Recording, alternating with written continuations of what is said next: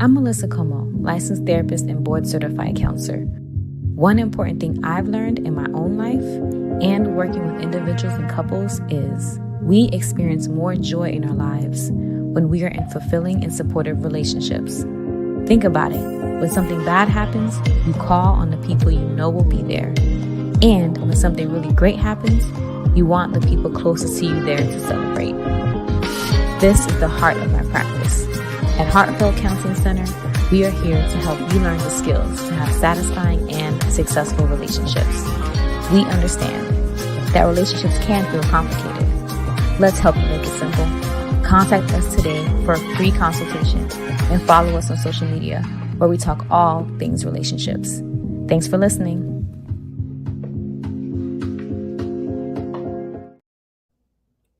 All right. Well, welcome everyone to our live for this month. I am Melissa Como, licensed therapist in the state of Florida. And so we do a live about monthly on Tuesdays on different topics, focusing on Black love, Black people, and the things that we go through. And today I want to go ahead and introduce briefly, because I'm going to have her do her full introduction, my dear friend and colleague, Tamara Nelson, and I'm going to have you go ahead and take it away, and I'll talk more about the topic. Okay. Yeah. So I'm very excited to be here. And Melissa, I just want to say I love your commercial. I think that's the first time I heard it with the with you talking over it. And yeah, beautiful. Very beautiful. Thank you.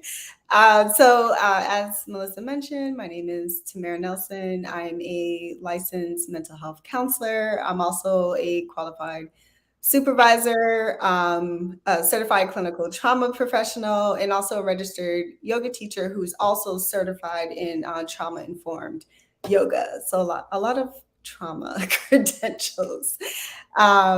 I am also Caribbean American. My parents are from Jamaica and Barbados. So my culture is everything to me. I'm also a podcaster. I work full time as a mental health therapist, and then I also teach yoga. Yes. So y'all hear all them letters behind her now. I had to put her credentials on here. Y'all see them letters now. Okay. All right. So Tamara and I always like to share a little story about how I know the guests that honor me with coming to the show, because at Heartfelt Counseling Center, as you heard in the commercial, relationships are important to us. I really don't, I try not to just pick people randomly. I really want to think about the meaning behind the topic, of course, but my relationship with people who decide to come on the show, because I feel like I have such great conversations with the people that are in my life, and I really sometimes wish there was a microphone, sometimes, right there in front of us to capture the magic. And so I know we can't recreate those conversations, but I definitely want to, continue to select guests and topics that are meaningful to myself and hopefully the audience as well. And so Tamara and I go way back. We used to work together and I say used to because now we're on to other things, at the University of Central Florida in the Counseling Center. And we worked there for years. We both ran a group together called Sister Circle, which is a group for college students, Black women college students, for support.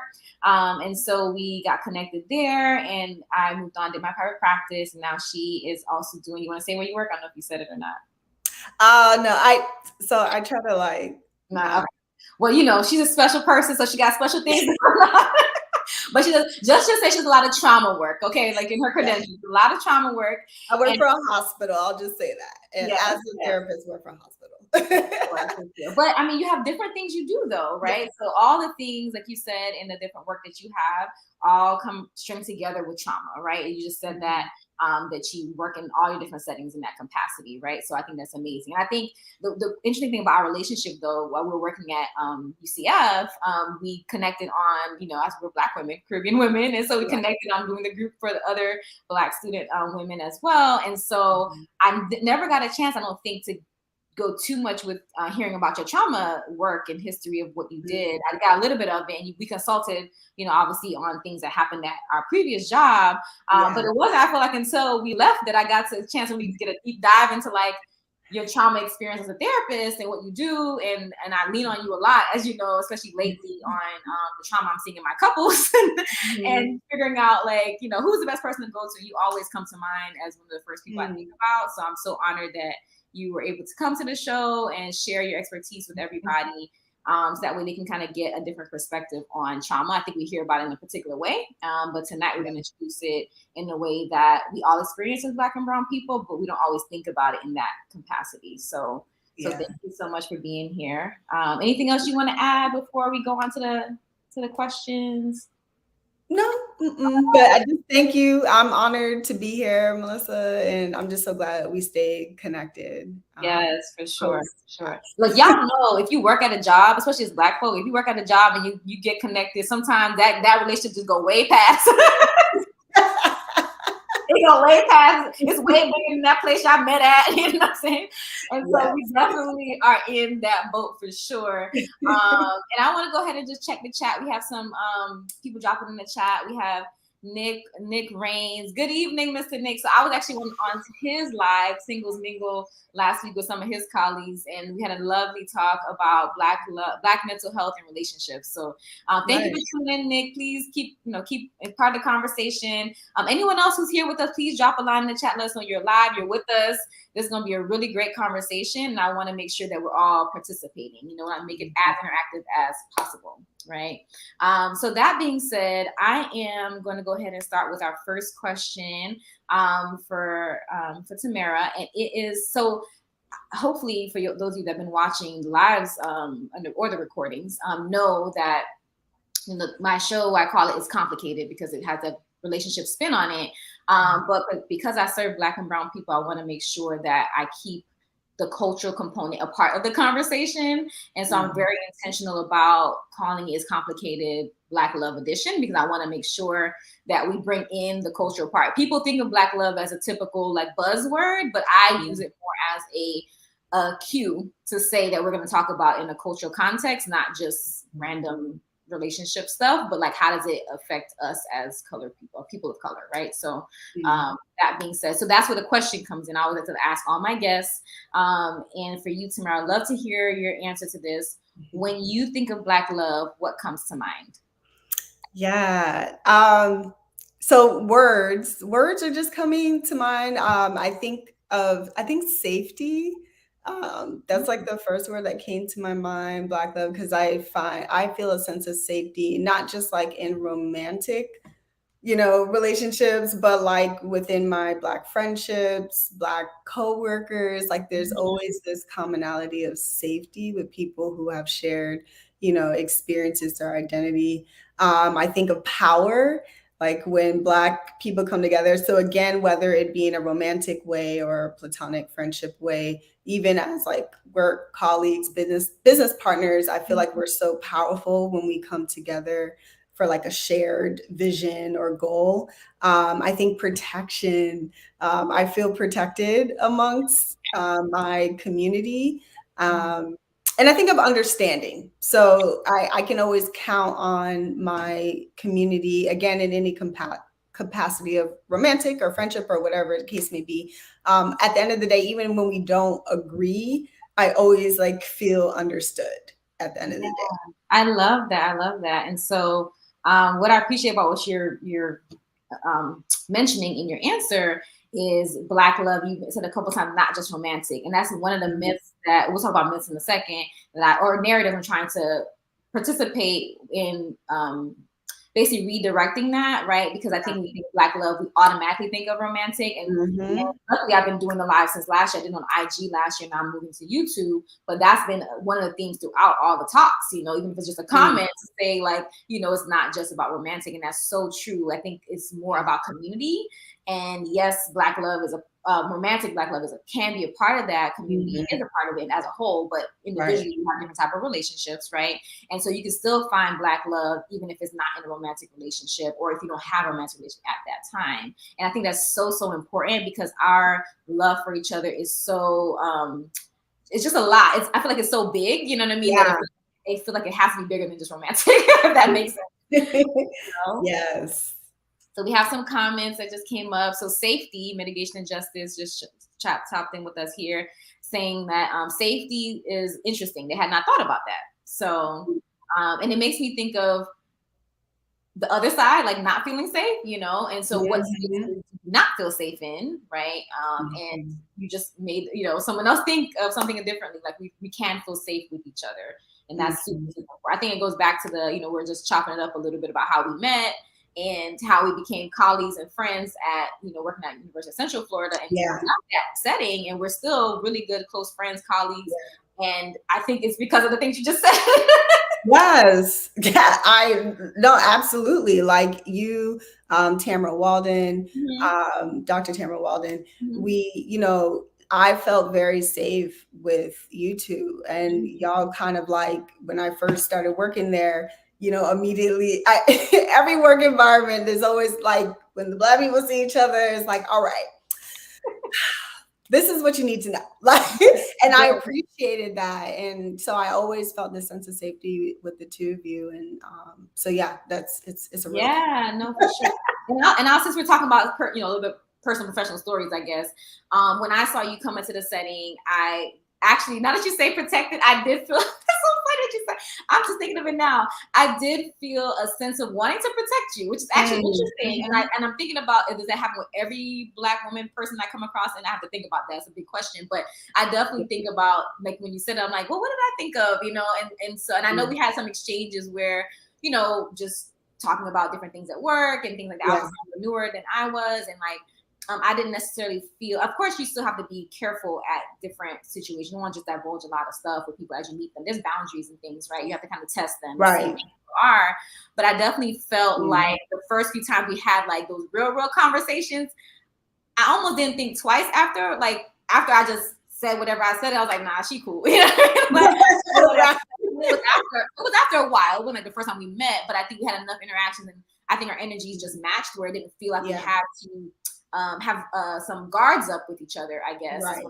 And so the funny thing you said about safety, you felt that with me. I'm like, I feel like I had to protect you. That's probably why I feel like I had to say certain things and just be transparent with you. But I'm already transparent, but I feel like obviously I felt like it was transparency for me, but also that I thought would benefit you as well. It wasn't just, you know what I'm saying?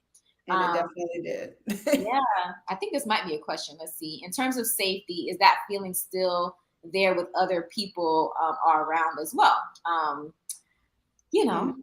I guess we would say that it's possible, that it can be. But I guess what we're saying that in these settings, there can be an automatic sense of safety. You just have to test it first. Obviously. Right. Not every, what they say, not all skin folk is kinfolk. Right? Exactly. So you have to test it. But I do think there is an opportunity there, to see that you may not necessarily see in non-Black people, I guess I would say. So I don't want to say no, but I definitely want to say that it just, if it's a yes, is the process is going to look different. I guess it's kind of like, because I have met non-Black people in settings that I felt a sense of safety with that's comparable, but it wasn't the same. Exactly. It's a different feeling. It's like, I definitely felt safe with other colleagues at the same workplace that were of, different racial identities, but there's a different level of safety that I felt, with you, Melissa, and with Dr. Tamara Walden, and with Stephanie, and, a few others. And it was just that shared identity that kind of plays a role. And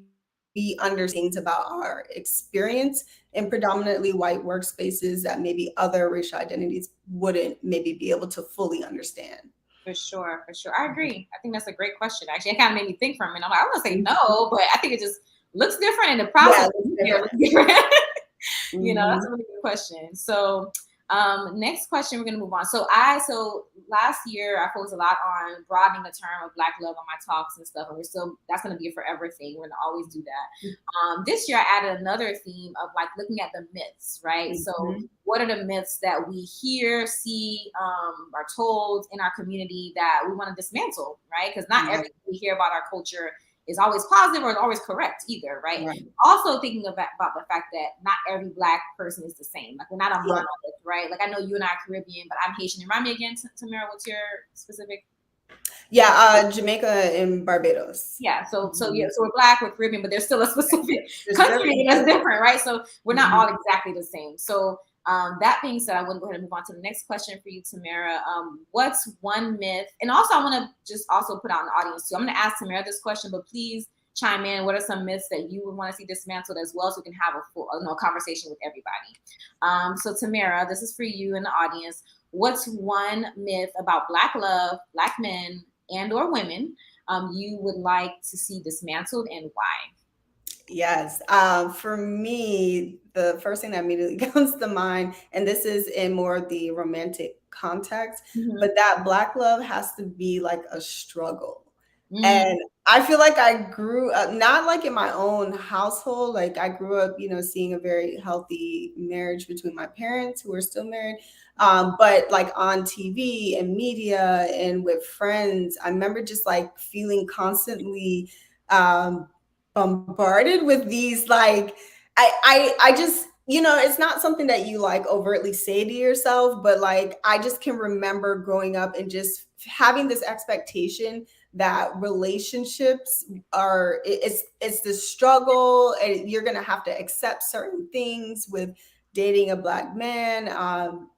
Like I'm thinking of even like movies like Waiting to Exhale, or it's always this like the Black woman is just struggling and having to accept infidelity and all this stuff. And I think like in my earlier relationships, like in my 20s and stuff, I feel like I tolerated certain things because that was the image that I had. Like, okay, if I'm in a relationship, like you just gotta tough it out, and that's what Black love is about, toughing it out. And now as an adult and, learning more about healthy relationships, it's like, no, that's not what Black love, that's not what any loving relationship is supposed to be like, So that's something that I would hope to be dismantled or not portrayed like that in like media and and things of that nature. No, that's so important. I actually talked about this last week.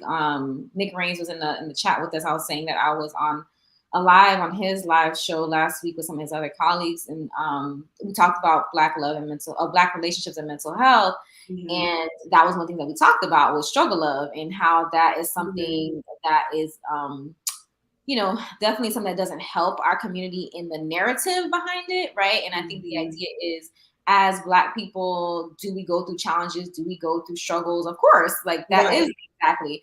And it's so interesting because I feel like because we had to take what was negative and push through it, be resilient, sometimes make it positive, that we ended up sometimes like glorifying certain aspects of our experience. I'm not gonna say it's our culture, because it's not our culture, but we ended up glorifying some parts of our experience as part of the getting through, you know what I'm saying? Right. And I think there wasn't like a switch, once things started to be a little different, or we started to realize certain things, just kept going. And so when I hear you say that, it reminds me of that talk we had last week, but also in your story or your answer, you were sharing how that narrative of struggle of influenced even you personally in terms of all of us, but you shared your personal experience of like how that impacted how you thought about love and relationships. And I think and I really appreciate you saying that, because I think we don't all, and this is what I want to continue to do on this platform, is take the things that we automatically believe or we automatically are told, the narrative that we hold on to, and how does that translate to our day-to-day life? Because that's where the action happens, right? That's where the decisions are made. It's like in day-to-day stuff. And we don't always see that connection, or what I call like big picture, small picture connection. Like we don't always see that. So the fact that you're able to say that, the answer, but also say, yeah, this is how it influenced how I saw things. I don't think we always are able to do that, or we do that at all. I think it's just we believe it or we don't, we do it or we don't, but it comes from somewhere. We weren't born thinking that, you know what I'm saying? So I appreciate that so much. We have another comment here. Someone loves your answer. Miss Kamisha, she is actually part of our practice running our support group. We're going to talk about that later, but she says, yes, love is not based on struggle. Actually, love is not hard at all. People make it hard. That is so true. I appreciate the comment, Kamisha, for sure. That's why I call it, it's complicated, because, we have to be in our feelings, you know what I'm saying? And sometimes, be easy, but how can we take things like struggle love, dismantle that? So I want to say to tie up that what you said about it is it doesn't take away from what we have experienced, what we do experience as struggles or challenges. But how can we experience that and not glorify it and not make it sound better than it is and not say that people have to go through that? Like that's where the trouble is at. It's not that we go through it because that's life, you know what I'm saying? It's what we do with it. Normalize it. we go far with things. Okay. Yeah. So I appreciate that. Thank you for the comment, Kamisha. Keep coming, y'all. So next question. So now we're gonna get into our topic for tonight, and I want to go ahead and put it on the screen for those of you that just joined us. So our topic for tonight is from racial trauma to racial healing. And so I want to talk a little bit before we go into the questions just about the topic. So I should have said in the beginning, but July is Minority Mental Health Awareness Month. And that's really important because it's one of those things that May, for example, for those that don't know, is Mental Health Awareness Month. So that's just general, and there's a specific month that not everybody knows about. But it's this month, it's July, and it's specific to our culture, or not just our culture, but minorities as a whole, what we go through with mental health and things that we can do to improve it. And so I think that's really, really important because similar to my platform, I want to always make sure that we talk in a cultural context because not everybody's experience is the same. Even within our culture as Black people, not all of our experiences are the same. But as long as we keep that a part of the conversation, we can always kind of like get to what we need to get to. But if we take it out or we ignore it, then we're going to be missing things that are so important to people's specific experiences, right? And so when I thought about the topic, I was like, okay, I want to talk about racial trauma. I was like, I don't want to just talk about racial trauma though. I feel like I was talking to one of my girlfriends the other day, and this is a really transparent moment. I love watching Black movies, Black shows, whatever. Like I love watching that type of stuff. And growing up, a lot of us, I'm sure, saw a lot of those, slave movies and things like that. And I was talking to her, and I was like, I'm kind of tired of like, I'm not going to say which one I stopped watching. There's a point in like a couple years ago, I just stopped watching them. I'm not going to say which one I decided not to watch because I don't want to put it out there. But I was just like, I'm just tired of like watching the same thing. And like, and I know some of them do have a triumphant story, it's a great lesson, but it was just something about emotion that I was just feeling tired of watching. And so thinking about the topic tonight, I was like, I don't want to just talk about racial trauma. Like I want to definitely talk about it in context of, what we experience, but I want to make sure we leave the conversation with healing. Like how do we heal? Because I think to me, that is invaluable. You know what I'm saying? I think as Black people, we kind of already know what we go through, even we don't always talk about it all the time, or we talk about it a lot depending on where we're at that moment. But I think the healing part is a part that we definitely don't talk about enough. I wanted to make sure we factor that in as most of the conversation. We got to talk about trauma, we talk about healing though, right? Where we even healing from, you know what I'm saying? So I know we got to talk about it, introduce it. So just to formally say, our topic for tonight is called From Racial Trauma to Racial Healing. Exclamation points, okay? That exclamation is purposeful. I put that there for a reason. I'm very passionate about the healing part of it. So that being said, I'm going to go ahead and get us to our actual question for our trauma expert here. So I'm the relationship expert. We have a trauma expert in the building, so make sure we get to all the good stuff tonight. So Tamara, let me know what you think about this. How would you describe racial trauma? Yeah, so racial trauma, which is also known as like race-based traumatic stress, is basically like the psychological harm that, as individuals or communities that we experience in the face of racism. And that racism can come in different forms. It could be through, vicarious trauma. So like witnessing others in our community experience, racism. So for example, like watching videos of, police brutality, things of that nature. It could be, overt racism, someone, calling you a racial slur. It could be microaggression. So any of those like levels of different acts of racism, it's like the impact that we experience as a result of that, the damage that is, kind of done as a result. Yeah, thank you for that. I definitely like when we have our talks to define things for people too. One, because maybe people don't know what it is, never heard of it. You know what I'm saying? Don't make an assumption. And then number two, so we can be on the same page of what we're talking about, right? And like, what are we actually talking about? And so, if you don't mind, Tamara, this is kind of a little off script. Can you talk a little bit about just general trauma a little bit too? Like, how would you describe that? And I think that will also help for those maybe missed the first part, or maybe are still missing some of that definition. How would you describe just trauma? Right. So trauma, and I think a lot of times it's kind of become like a buzzword. I know. People just term everything as trauma now, but in the simplest terms, trauma is basically, I like to define it as any experience that is outside, that falls outside of our window of tolerance. It's something that happens to us that we cannot like handle, manage. It may have been like a threat to our safety and well-being. If we go back to like the DSM, which is kind of like the Bible for therapists and mental health professionals. So the Diagnostic and Statistical Manual. Yeah. Yes. So PTSD, post-traumatic stress disorder. And I also want to add that, experiencing trauma doesn't mean that you have PTSD, but one of the criteria for that diagnosis, which we call a criteria A, is that it's an event that was either a sexual assault or something that posed a threat to your life and safety, or witnessing someone, have their life, threatened. So there's like, those are what we kind of consider like big T traumas.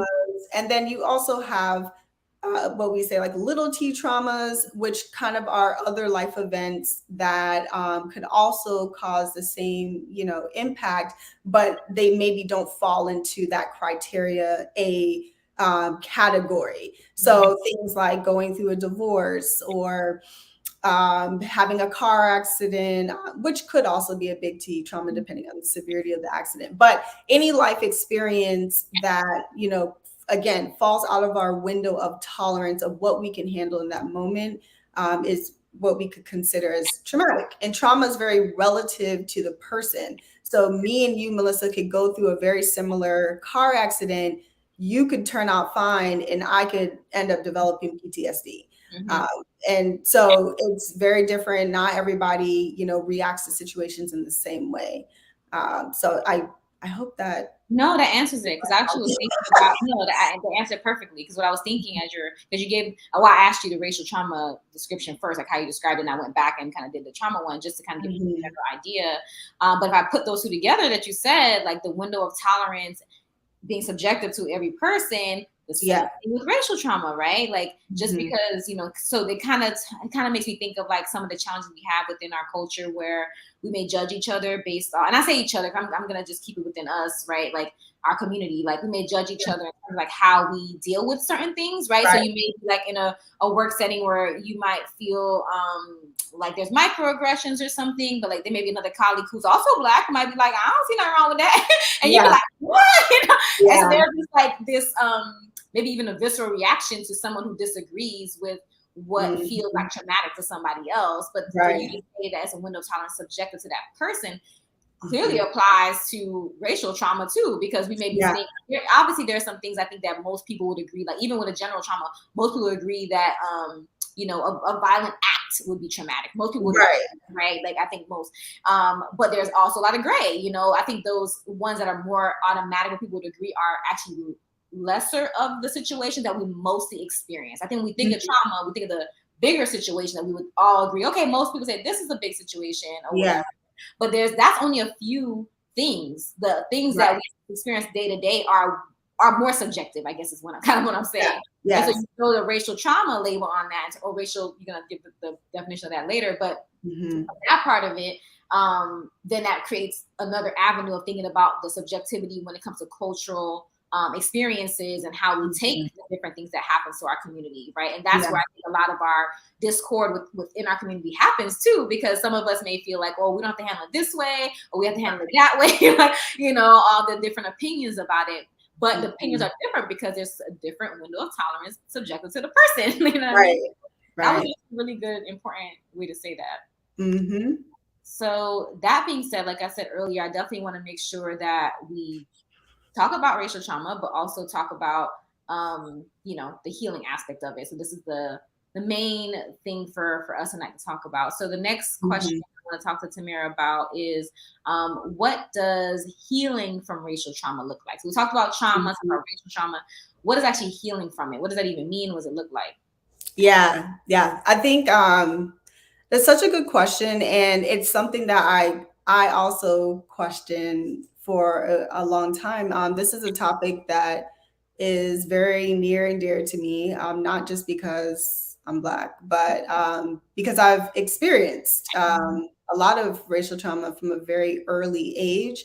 And I just remember it being a very confusing time for me. And it's something that impacted me, up until today. It's still stuff that I'm still recovering from, while also still experiencing racism at the same time. So it was, for me, there was always this question of, okay, as a trauma professional, and I'm dealing with these other, sexual traumas, kind of one of my specialties specifically within the realm of trauma. And it's like, okay, there's this event that happened, it's over, and now we are treating this thing that happened in the past.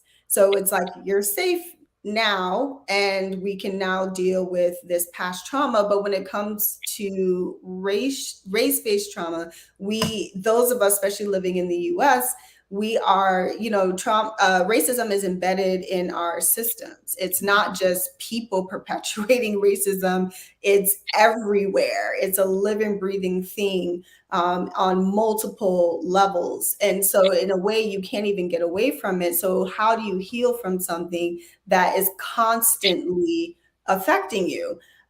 So with doing research into this topic and doing a lot of talks on it, and I understand racial trauma healing to be us doing the work to get ourselves to a healthy space to where we are well enough to resist racism. So this is not about coping with racism. We should never be coping with racism. We should be resisting racism. We want to dismantle, we want to end racism. We don't want to accept it as a part of our reality. But we can't do that if we're not well. So kind of going back to the previous question with like, what is, racial trauma? I gave a definition, but we didn't really talk about like, what does that actually even look like, Because like you said, Melissa, a lot of people, don't even think of these experiences as traumatic.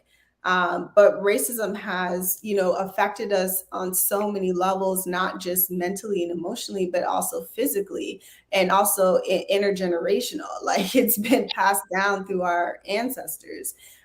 So with, a lot of the imposter syndrome and a lot of like mental health, like depression, anxiety, and there's just so many different impact that racism has had on us. So if we continue to, exist in the system, if we're not doing the things to take care of ourselves, if we're not recognizing like, hey, this is a real thing that is actually impacting me. I need to, seek help, whether that be therapy or whatever the case may be. Then I'm not going to be in a position to resist something that is constantly like eating away at me, if that makes sense. No, that makes a lot of sense. I think when I hear you saying that, it makes sense in terms of like how we typically think of trauma. Like I think you just said, like an incident that occurred, but it's something that's occurring, constantly. Then there isn't an endpoint. I guess it's kind of like what I'm hearing from what you're saying. There isn't like, oh, this happened to me, I do these 5-10 steps and I'm healed, right. And that's the end of the story. It's a constant thing that we're dealing with every day. So it's happening simultaneously, right? Like you're experiencing these things, these traumatic racial instances, while you're also navigating how to get through your day, cope, which is not what we're talking about, but that's part of it, right? The coping part, to eventually like look at the healing perspective and like, what does it actually mean? That makes a lot of sense. I think that's so important to make that distinction in terms of like the general trauma experiences and not all general trauma have endpoints either, but I think you can kind of isolate them into incidences, unless you're like in a chronic relationship or something like that. But even relationships, it's one-to-one usually, right? So you can choose to end it if you can get away, that kind of thing. But if there's a system at play, as you're saying, I think that's so important. That's the biggest difference, I feel like, with the other trauma-related instances versus the racial trauma ones, is that there's a system at play that is perpetuating it, right? Not just one person. And then because it's a system, you have people that are, that are part of perpetuating the system. Yes. Don't recognize that that's what they're doing, or that they want to take accountability for what they're, in that. So that's also hard as well. And I just want to check real quick. We have a comment that says, let's see here. It was this one I want to say. I love the perspective of not coping with racism, but resisting it. So you already have some people that are loving the answer that you gave in terms of that. Because I think we say that a lot. We do say, you just got to cope with it. Even as therapists, we say that so much in terms of like just our day-to-day conversation with our clients, like coping. And I do, and since we're talking about healing and we're making a distinction from coping, I do think it's important to talk about like the difference. So for me, when I talk to people and clients about the difference, you can add anything you may have, Tamara, about coping versus healing, because talk about racial trauma healing tonight. And coping is literally just getting through your day, getting through moment to moment. You do need a form of coping to eventually start the healing process, right? Well, then how can you even talk about healing, right? I see healing as more of a transformative experience, a deeper experience. It's more internal that's happening versus coping can be external, can be day to day, can be like I gotta get up and go to work.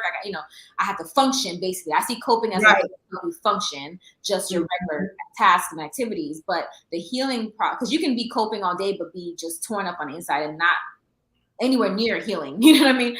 And it happens a lot. I think, I'm not sure if you agree with this, but in therapy where people will come and say, I did this, I did that, and I don't know why I still don't feel better. You know what I'm saying? Yeah. You want to acknowledge like, hey, you've been coping, like you've been doing a lot of great work just getting yourself through to get to this point, and you needed to do that to get to this point. That is not the same as healing, And then healing is different for everybody, right? There's a nuance to even the healing process, so they either get into that when we talk about it. But so I'm happy. I agree with Nick when you say that. I'm happy that you made a distinction about it's not just coping, but it's resisting it. And the resisting part of what you said goes with the fact that it's continuing to happen, right? Because if it's a car accident or one-time act or whatever, then you're not resisting it. It's just it happened and it's done. You're dealing with the memories. That's what it is, right? Dealing with memories of it. But if it's currently happening within a systemic perspective, as racism is, then you have to also be resisting it, right? Because if you're trying to heal from it, but it keeps happening, as you said, and you're not resisting it, then the healing process that you're moving through is not making any traction, right? It's just like healing, coping, trauma is coming. It's like what's happening? You know what I mean? But to say, okay, part of the healing is actually resisting to maintain the healing process. I guess kind of how I'm thinking. Is that how you would say that?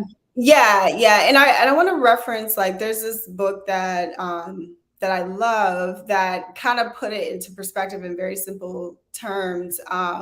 So the book is, I had notated it in my notes. So basically there was a quote in there that said, where's my little quote? Hold on. Let me find it real quick. Okay. So the book is it's called Burnout: The Secret to Unlocking the Stress Cycle. This book is not specifically based on racial trauma, but it goes into like the science of stress and how stress affects the body and how you combat stress. But they did have a little part of the book where they did talk about racism, race-based traumatic stress. And they had a quote in the book that said distress so you can be well enough to deal with the stressor, which kind of goes into what I said. And that's how I conceptualize racial healing, is that doing the things that we need to do to be okay. And I can talk about those things as well if we want to get into that. Yes, please. So you're here, trauma expert. Yeah. So we have to manage that impact of racial trauma, that race-based traumatic stress, so that we can be okay enough to actually resist. And whatever resisting looks like for you, which that can also look different for different people. Maybe that means you're marching in the streets. Maybe you're getting involved with public policy. Maybe that means you're speaking up in the workplace about things happening. And these are things that take, a lot of energy, emotional energy. So things that we have to be well in a good place to be able to do effectively.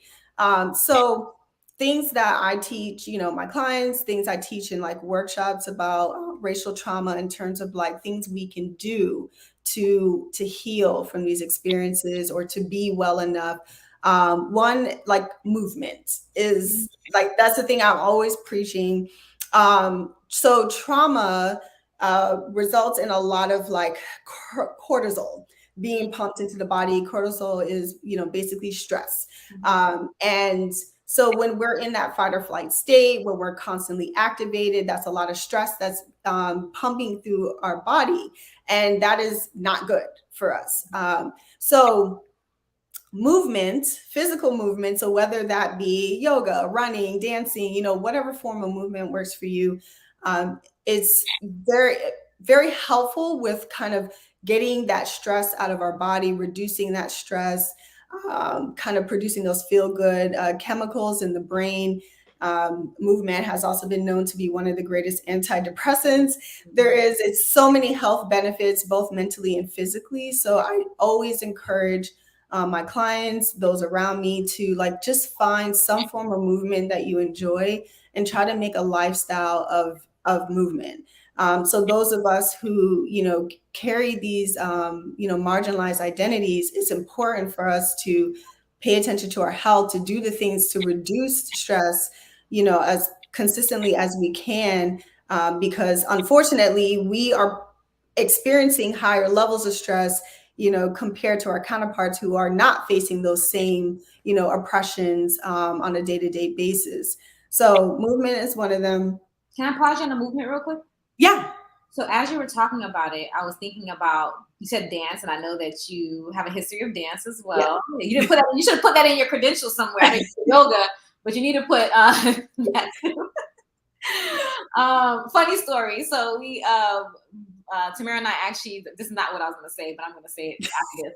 But Tamara and I like to give stories about how I know people in our connection. But we used to work, like I said, at the University of Central Florida, and I was hosting a Black, I thought we called it Black Empowerment. Events is what we called it, or Black. I forgot what the title of it was. But Black Institute. Black Institute. Yeah. In February, we did it for Black History Month. Black Institute as a counseling center. I hosted it, and then Tamara took it over as well. And so one of the things that when we were working together on the event, I was talking about what activity can we do, and then she was sharing with us about her history of dance and her family and her sister, and we're like, can you get somebody? Can you do it? And she's like, I don't know, maybe I can ask my sister. She ended up getting her sister, which is so great, to come and dance with the students. And I think that was so wonderful. And it just makes me think of the Black love thing again. Talking at work and trying to think of different ideas to make it fun for the students. And then you were like, we were trying to get you to do it at first. And you're like, I don't know, I'll think about it. And you're like, maybe my sister might do it. We're like, okay, girl, get your sister. And then she really came and danced with the students and made me think about Black love, the workplace, but also the movement part, right? And then we're talking about, different things for students in mental health and racial topics, and how even bringing in that at that event was helpful. So that's not what I was going to say. I thought that was a funny story. But what I was going to ask about is thinking about the cultural aspect of how dance is a part of a lot of our Black cultures, right? But I never thought about that when it comes to racial trauma healing. But I also know that as Black people, we tend to look for ways to get through stuff, right? That's just a general our resiliency, the joy we still have at times, all those things. And dance is definitely dance and music, right? Is one of those big things. But it's funny because I kind of think about it as two just different categories in my brain, but it wasn't until you just said that as part of the healing process that could be part of the healing process. And I thought, well, dang, we dance all the time, as part of a culture. Right. And so I don't know, I'm imagining you probably have already passed, maybe I haven't, but that made that connection between just our dance and music being a part of our culture as a whole, but then also how it's connected to healing from trauma. I don't know if you want what your thoughts are on that. No, absolutely. And I'm glad you said that, because it's not even just movement, but moving in unison with with others is also very healing, because rhythm, there's something to it, and I can't really explain the science behind it, but I've read about it before. But there is something to that when you're moving in rhythm with other people. It's very healing. So yes, and that's already something that's embedded in our culture. That's something that our ancestors have been doing. So I think there's a lot of things that we've been doing within our culture and community for years and years and years that maybe even maybe intuitively has been a healing tool without having all this science and explanation behind it. It's something we've been doing and passing down through generations. So yeah, very important. Yeah, I think that's important I'm glad we highlighted that part, because I think when we talk about ways to heal, it's also empowering to know that it's part of something that we do already, but Yeah. it's really just a matter of how you shift and how you look at it in terms of like going through these challenging, situations, or maybe you're feeling stressed or whatnot, and how, like, again, you probably were doing it already, or probably intuitively that was what kind of like part of your process, but you didn't make that connection, and Right. making the connection adds a level of empowerment in terms of like what you can do for yourself in your Mhm. community, versus just something that you just kind of do. Although it can still be beneficial, but you can access it in a way that's more intentional if you make that connection, I feel like. Right, exactly. Intentionality is the Yeah, key there. yeah. And then there's also like developing racial pride and socialization. So learning about the truth about your history, Mm, very much important, especially nowadays in the mhm, state of Florida. mhm, So I know growing up in the public school system, I did not learn probably 10. There's so much I did not learn in history mhm, about our history, and mhm, that I learned as an adult doing my own research and reading, and that's important because I think as a child growing up here in the U.S., I thought of our history as it was just slavery. Like, okay, mhm, we started at slavery, mhm, but doing that research on my own, it just expanded, it created so much understanding for me as to like why we go through the things we go through, and the historical context about why things are the way they are systemically and everything. And it makes a big difference. So I think that's important, to develop racial pride and socialization, that we are more than just this like struggle of slavery. We're, there's our history goes way beyond that. yeah. Um, and then there's like the community aspect. So connecting with others, being able to share these experiences with others and have that mutual understanding is very critical in the process of healing. So finding those spaces, like Sister Circle was that Mhm, at mhm, UCF.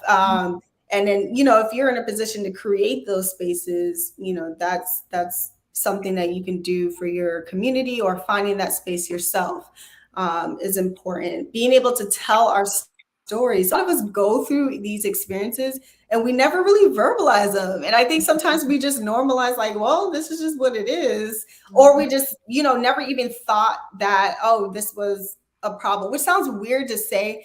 And I can remember in grad school, we were part of this group, like a multicultural group.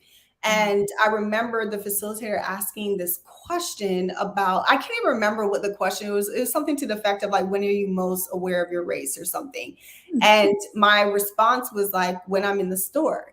I'm mhm, constantly hyper vigilant in stores. I will not put my hand in my purse because I'm scared mhm, that somebody's going to think I'm mhm, stealing, even though I've never stolen a thing in my life. And mhm, I wasn't aware of that until she asked me that question. It was mhm, something I never talked about, never thought about. It was just something I was just doing. mhm. And so I think it's important for us to have those spaces to talk about these experiences, to process them. And there's a difference between a grievance and actually processing experiences. So sometimes we may like say like, oh, this happened and I'm upset and moving on, but we don't like reflect on like, well, how did that make me feel? Yeah. How did I react to that? And that's a different experience. Yeah. Well, you on fire tonight, because we got some hand claps in the building over here for your talk on that. I also want to say something. Was there anything else you want to add about how to heal? Because there's a couple more things I want to ask, but also I want to add something to what you with the healing part of the conversation. But I want to make sure you get through the points on how to heal, because you have movement, community. Yeah, I'll just quickly, like, the other things I was going to mention is like spirituality and faith. So for those of us, who have a connection to some form of spirituality and faith, that can play a huge role in that healing process, or having a connection to a higher power, something outside of ourselves. And whatever that means for you, that doesn't look the same for everybody. But so for some people, that can be part of their healing process. Artistic expression is also a method of healing. So whether that be painting, drawing, through music, counseling, going to therapy can also and I also want to specify someone who is culturally competent and who is going to understand, your experiences is critical. But that can also be a method of healing or having a space to talk about, like, how do I go about resisting racism, or what are some things I can do to keep myself well and keep myself accountable to that. So those are just some different ways we can. No, that's important. I think I got to get that list from you. I think it'll be a good thing to kind of post with our live, like make a caption on it, because I think that's some great takeaways. And I feel like most of it, other than the counseling part, but I think most of it are things that in our community and culture we kind of do already. But again, I think that intentionality kind of behind it, I think is important. But I want to talk about a little bit before we get to the last couple of questions is, so I'm thinking about situations where, again, this goes back to how as Black people, we're not a monolith. We're not all the same. We don't all see things the same. And how, and it kind of goes a little bit with my comment about like not wanting to watch slave movies, from kind of watching them. And so it makes me think about situations where there are conversations that are what people want to talk about. They want to talk about like the microaggressions, the racism challenges, political things that impact that. Like there's just some people that are really direct and just want to go there. They're okay with going there. They just want to go there so we can deal with it. You know what I'm saying? There's people that are like, oh, I kind of want to deal with it. I just want to go to work. I don't want to, worry about this. I don't want to almost just, I don't say ignorance is bliss, but kind of like a rather just not want to think about it and then just go on with their regular day-to-day life and not factor in the cultural implications, the racism and that kind of thing. Granted, there's different opinions about political, racial things. I get that. But I think that that's an interesting dichotomy, I guess, for the people. And I'm giving it just an extreme, two different camps. Some people, I feel like I'm in the middle. Like, I don't want to say I never want to think about it, but somehow I don't want to think about it, but I have platforms and conversations like this, so we all at least have a time when we're addressing it. I don't think it should be consistently, obviously, ignored, but I know that there's a dichotomy. There's two camps, you can say, just for this conversation to like highlight, whether there are some people are like just very assertive about it, like just want to talk about it. Maybe they're the person at your job or your setting where they pick out every little thing, and then it's like, oh, there they go again. And it's the Black people that do, not just people that are not Black. That might be like, oh, they got to bring it up, And then there's those people that just, again, like, oh my God, I don't want to talk about it. I don't want to make a thing about it. And so I guess I'm just, and I don't know if I have a question, but more so I guess I'm just putting it out there for conversation for just a minute in terms of like what are some things we can think about how to rectify that, right? Because I don't want to tell, I wouldn't want to tell the people who don't want to think about it, so you just got to think about it, you know what I mean? Right. And I also don't want to tell the people that are bringing things up to quiet down either, because people are usually the ones that get things done, a lot of times, because they didn't say nothing. I know in my jobs I've had that, when things are said, that's when you see things change. Things are not changed. Things are not said. You know what I'm saying? So I guess I just don't know if you have any thoughts about that. Because I feel like those that I feel like part of our conversations in our community, but we don't always talk about the fact that happens. We either just pick a side and then that's just, how do we put that together or something? I don't know. Yeah. And it's, that's a good, I'm glad you brought that up, because I've experienced that too, where I've seen those two ends of the spectrum. And I know there's been times where like I'm upset about something that I maybe saw in the media, and I'm like, rah about it. And then I'm talking to another Black person and they're like, well, or I can't keep watching all that. I don't even want to think about that right now. And I'm like, how can you not think it's happening? Like, it affects all of us. But I've learned to make space for both, because I try to come from the understanding the person who maybe don't want to talk about it, they are doing what they need to do to maybe be okay in that space and time. And sometimes we do need to, there's a difference between like avoidance and distracting. Like sometimes we do need to distract from these things that are happening because it's too much. And maybe it wouldn't be beneficial to just keep tapping into what's happening. And then the other person who maybe is like like you said, that's pointing out everything or constantly wants to talk about these things that are going on.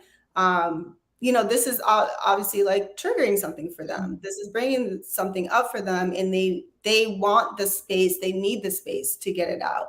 And I also want to make space for that too.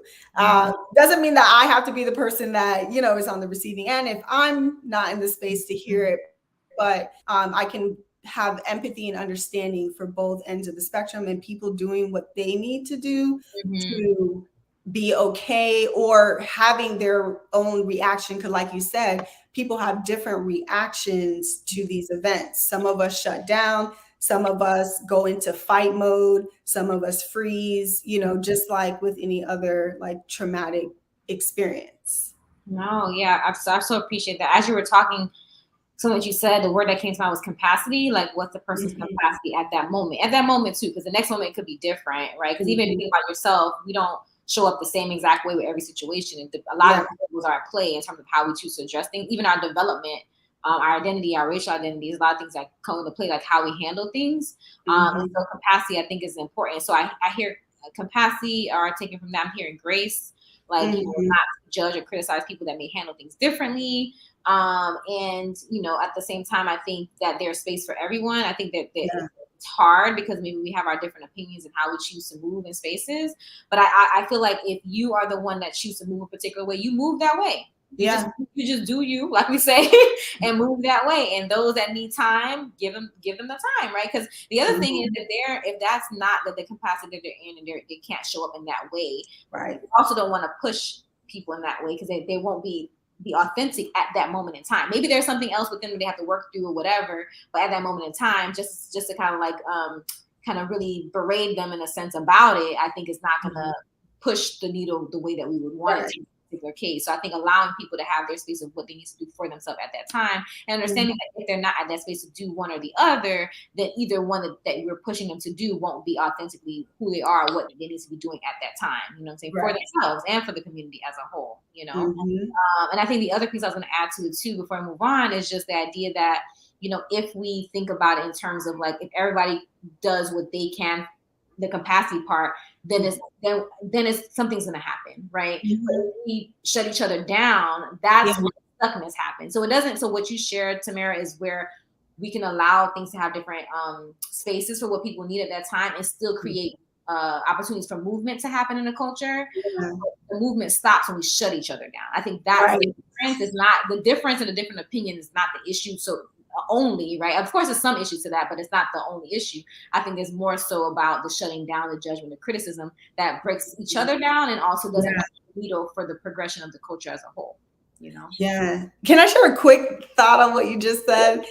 So you made me think about the show. It's a new show that came out. It's called Thick, something with thick in the name. Oh my gosh. It's okay. Anyway, so the show is about the creator. She's like full figure woman, and her show is about celebrating like, her body, different bodies. And so anyway, there was a scene in the show, and there was a Black couple, and they were outside. I think the boyfriend was doing like a mural on a wall that someone hired, the owner of the building hired him to do. And then this Karen came up, and she's like, "What are you doing?" And she was gonna like call the police. And so he's like, "Go ahead." And and she's the Karen is asking him like, "You need to show me your permit." And he's like, "No, I'm not showing you anything." And then his girlfriend, she's like, "Just show her the permit. Like, what are you doing?" Yeah. And so after the Karen leaves or whatever, the couple, like, they were upset at each other. Like, the boyfriend's like, "Hello, like, why were you trying to make me succumb to this person who's being racist why should I have to show her a permit?" And then she's like, "Well, why are you going to allow this to blow up?" So they're having two different reactions to a situation where the girlfriend is like, she's scared for his safety, so she's like, "Just show the permit so this doesn't blow out of control." And he's like, "No, I shouldn't have to do that." So they get into this whole argument, and then they end up having a conversation later where they come to an understanding where each other were coming from and what they were reacting off of. And I just thought that was like a perfect example of like how people react differently. That's a perfect example. And because they argued, I mean, luckily they they talked about it and they got better from it. But Right. in the moment, there was a breakdown that happened, right? So you have an external force that's coming in, okay, and then and that external force is not just okay, it's just coming to bother one or two of you. But then once that external force is gone for the moment, of course, it's still a system at play, but gone for the moment. Now we're left with each other. Right. And now we're against or fighting or breaking down of each other. And that is a really great example in terms of the different perspective of how to deal with racism and racial healing, trauma healing, and how to respect each other's capacity and at that time. But also the way we choose to deal with each other when it comes to that can also break down what we have going on at that moment. And so I think when you think about it that way, it kind of gives a shift of like, it's not just about them on the outside. But okay, once that situation is over for the moment, okay, there may be things in the future, then we're left with each other though. Right. And so at that point, if we allow that energy from that outside force to then come in between us, you know, especially if it's chronic, you know, of course, the moment we're human, like everybody else, Black people. And so we're going to have moments of disconnect and things that are challenging. But I think if we allow it to go on chronically over time and it, you know, breaks down to a more intense degree, then that's the part where I think you and I are talking about, Tamara, in terms of like, just because we choose to deal with racism or healing differently doesn't mean that we have to necessarily allow it to be a breakdown amongst each other long term. You know what I'm saying? It'll be breakdown for people, but not long term. Yeah. And it's Survival of the Thickest is the name of the show. Oh, Vegas. Okay. It's an amazing show. For sure. So that actually is beautiful because it leads us to our next question. And so it says, how can Black love help heal racial trauma? Yeah, so I think that kind of goes back to the community aspect of things. So again, whether it be romantic or friendship or family, but just being in community, I think Black love allows space for vulnerability. So when we feel love, we feel cared for, whether it be our partner, friend, you know, whatever. It allows us to be able to talk about those experiences. It allows us to delve into like the emotional reactions, and we have the space. So we need safety. So a big part of like trauma healing, whether it be racial trauma or any other form of trauma, is safety. If you don't feel safe, you're not going to be able to access, you know, those spaces within yourself that you need to in order to, you know, fully process or heal from those experiences. So when we are in the midst of Black love, we can be vulnerable, we can let down our guard, and we can, you know, do what we need to do to move through those experiences. So it's safety, it's vulnerability. And connection in itself is very powerful in terms of healing. We're social beings. Connection is part of our, you know, primary need, Maslow's hierarchy of needs. So when we have those in the context of like healthy relationships, that's good for our well-being. So going back to that, like being well enough, we need community, we need connection. So I think Black love is a huge part, especially when we're talking about racial trauma, something that is specific to identity. So having community, love, and connection amongst those who share that identity is very powerful in the movement of racial trauma healing. Yes. I love everything you said. I think that's really what you're. I mean, that's not the only reason I have the platform I talk about Black love. There's so many reasons, right? But I feel like I said early in the beginning of the hour, that I want to make sure we're talking about relationships and mental health, because I talk about both, but a lot of it is relationship stuff. How Black love can help with our relationships and the way we think about Black love and all of our different relationships, like we were saying earlier. And as you were saying, like if we feel comfortable, connected, and safe, then it allows for when we have those challenging, like the example you gave with the Survival of the Thickest, right? Yeah. Have that couple, I mean, they eventually got to it, right? But have that couple practice. Because I've been trying to also think about it in another way, like practicing Black love, right? So if they have practiced Black love amongst each other, meaning there's an outside force, in this case, the racial trauma experience they're having externally that's coming into their space physically, right? Into their relationship even. And if they were able to tap into that Black love practice, so to speak, being like grace, and that kind of thing, giving each other space to be themselves as individuals, but still knowing, hey, we connect as a community and as a culture, and in this case, as a couple, that, you know, I mean, I agree with you, but I'm still gonna love you through your decision, you know. That community, that connection helps us get through those moments. And it also, like I was saying earlier, is a ripple effect in terms of like how we can bring that to our community as a whole, right? But if we go down within ourselves and amongst each other, then that's going to just create more and more breakdown, you know. So that's so important. We have a comment here that says, do you believe as a community, Black people will ever get to the point where we are healed from our racial trauma as a whole? I guess you can answer this, Tamara, as I'm thinking about your original answer about what is racial trauma healing. I think that might answer this a bit. That is a really good question. And again, something that I also question, like living in this country, and when you're seeing, you know, we take a few steps forward and we see changes, and then we have policies put in place that take us steps back, and then you just wonder, like, are we ever going to like get past this? Are we ever going to dismantle systemic racism and etc.? And I think my answer to that question, I don't know. I think it's going to get better. I think as a community, we are becoming more informed about mental health. We're having more conversations about it. And I'm seeing, you know, more of my friends and my community actually going to therapy, which gives me hope that, you know, that's going to reduce some of that intergenerational trauma that we're creating. We're putting ourselves in a better position to, you know, bring up the next generation.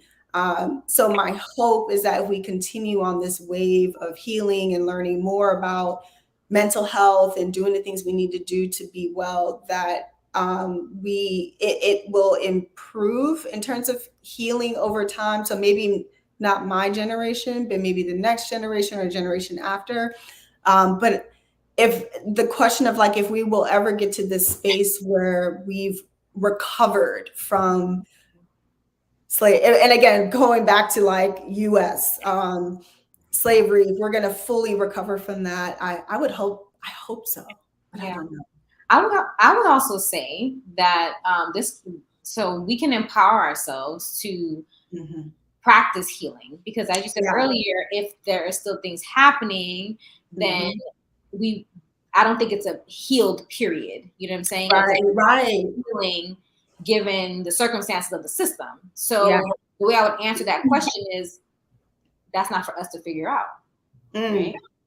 Because if we're not perpetuating or the perpetrators of it, then it's not our responsibility to fix that, right? What we can do is do what you said earlier, which is to continue to practice our healing based on the continuation of resisting racism, of taking care of ourselves, of the Black love answer we just went through. That's our responsibility. I think it's too much not above, that's not the word I'm saying. It's too much beyond us in terms of healed period. Right. So something has to stop for them to give opportunity healed to happen. So as it continues to happen, that our job is to practice healing. Pass it on to our children and our children, as simultaneously we're trying to break down the system of systemic racism, right?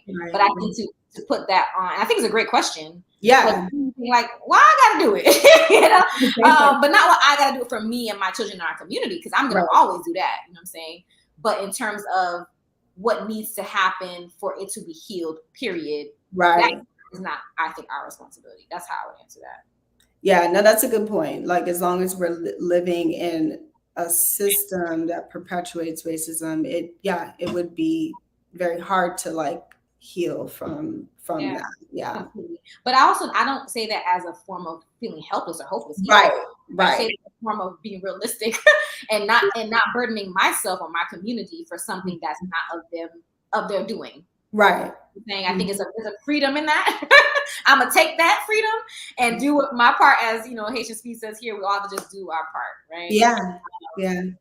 But that's a really good question. It made me think for sure. But so the last question here for the night, and this question is actually for everybody in the audience. So please chime in. I always take a tally, and I want to have like a little what you call a report at the end of the year when I'm done with all my lives about where we are with it. But our question is, if, and this is for Tamara, but also the audience, please chime in.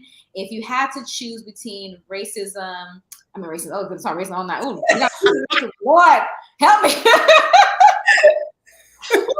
Let me rewind. Obviously, this on the brain tonight.